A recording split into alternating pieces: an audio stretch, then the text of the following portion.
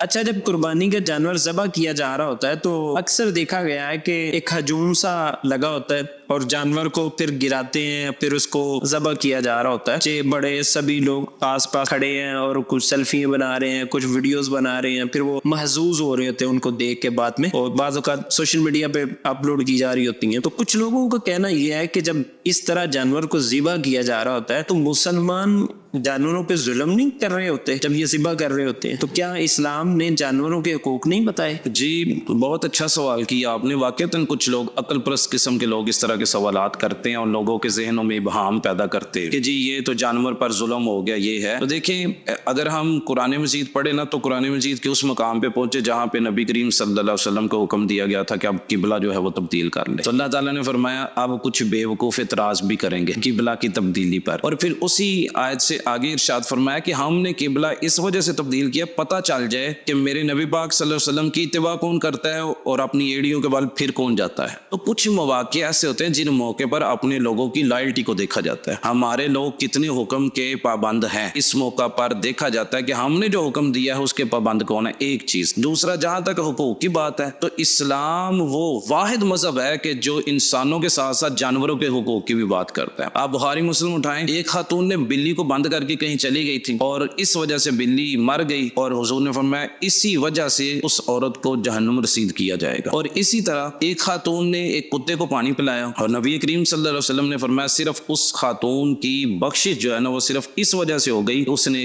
جانور کو پانی پلایا۔ تو اسلام تو جانوروں کے حقوق کی بڑی بات کرتا ہے، اسلام تو علم بردار ہے۔ اور جہاں تک تعلق ہے کہ یہ تماشا لگانا، تو تماشا لگانے کی اجازت اسلام نہیں دیتا۔ اسلام نے کہیں پہ بھی یہ نہیں فرمایا کہ بھئی آپ جب جانور ذبح کرنے لگے ہیں اس کا تماشا لگاؤ۔ اور دوسرا، جانور کو ذبح ہی کیوں کرنا ہے؟ تو بھئی جانور پیدا ہی ذبح ہونے کے لیے اگر پیدا ہوا ہو، اگر رب نے اس کو پیدا ہی اس لیے کیا ہو اس کو ذبح کرنا ہے، تو پھر دیکھیں نا یہ تو ایک قدرتی سرکل ہے، بڑی مچھلیاں چھوٹی مچھلیوں کو کھاتی ہیں، اگر کوئی موذی جانور آ جائے تو اس کو فوراً قتل کیا جاتا ہے۔ تو جناب پھر وہ مچھلی کو بھی پکڑو نا جو چھوٹی مچھلی کو کھا جاتی ہے، اس نے کتنا ظلم نہیں کیا کہ چھوٹی مچھلی کو کھا گئی ہے، کتنی اس کو تکلیف ہوئی ہوگی چھوٹی مچھلی کو جب وہ بڑی مچھلی کھا رہی ہے۔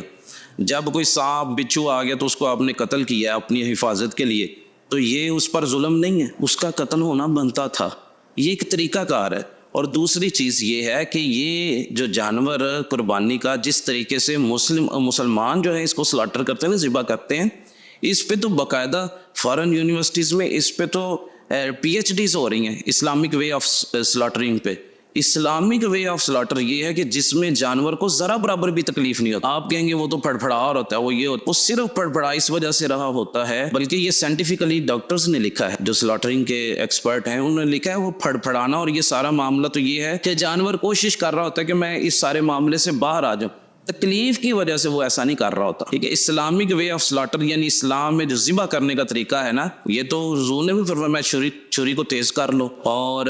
اچھے انداز سے جو ہے وہ ذبح کرو، تو اسلام نے تو بڑا خوبصورت طریقہ کار بتایا۔ اور اس وجہ سے پھر اچھا اگر فرض کرے جانور کو ذبح ہی نہیں کرتے تو زمین کے اندر اتنے زیادہ جانور ہو جائیں، ان کی سروائیول، پھر اس کے بعد وہ جانوروں کو جو پالنے والے لوگ ہیں وہ ویسے ہی چھوڑ دے۔ اور ایسا ہوا تھا ایک ایسی اسٹیٹ کہ جہاں پہ جانوروں کو ذبح کرنا یعنی جہاں پہ سارے ویجیٹیرین رہتے تھے، تو وہاں پہ پھر جانور جو ہیں وہ اتنے زیادہ کثرت کے ساتھ ہو گئے کہ اب وہ جو لوگ پال رہے تھے انہوں نے ان کو چھوڑ دیا۔ اب وہ چھوڑنے کی وجہ سے بھوک کی وجہ سے مر گئے، تو بھوک کی وجہ سے جو جانور مر گیا یہ زیادہ ظلم ہے۔ اور یہ جو ہے اللہ کے راستے میں جس کو قربان کیا، اور قربان کرنے کا انداز بھی اسلامک وے آف سلاٹر ہے، یہ تو بہترین انداز ہے اس جانور کو اس کی منزل تک پہنچانے کا۔ تو اسلام جو ہے وہ ہر ایک کے حقوق کا خیال رکھتا ہے۔ اسلام نے یہ جو سلاٹرنگ کا حکم دیا، جانور پیدا ہی اس لیے ہوئے ہیں کہ ان کو کل کو قربان کرنا ہے، یہ مقصد ہے اس جانور کی پیدائش کا، لہٰذا وہ تو مقصد اس کا پورا ہو رہا ہے، مقصد کی تکمیل جو ہے اللاجیکل نہیں ہے۔ اور یہ ایک بڑا خوبصورت نظام ہے اسلام کا کہ وہ ایک سرکل چل رہا ہے، ایک جانور کے ذریعے دوسرے کو ختم کیا جاتا ہے، انسان جانوروں کا گوشت کھاتے ہیں، پھر اور جانور ہوتے ہیں، تو ایک سرکل چل رہا ہے۔ یہ اس سرکل میں جو عقل کے گھوڑے دوڑانے والے لوگ ہیں ان کو تو قرآن نے اس وقت بھی کہا تھا کہ یہ بے وقوف ہیں، اور آج بھی یہی کہا جا سکتا ہے کہ یہ بے وقوف لوگ ہیں جو اس طرح کے سوالات کرتے ہیں، ورنہ اسلام کی ساری تعلیمات لاجیکل بھی ہیں اور ان کے اندر بے شمار جو ہیں وہ حکمتیں چھپی ہوئی ہیں۔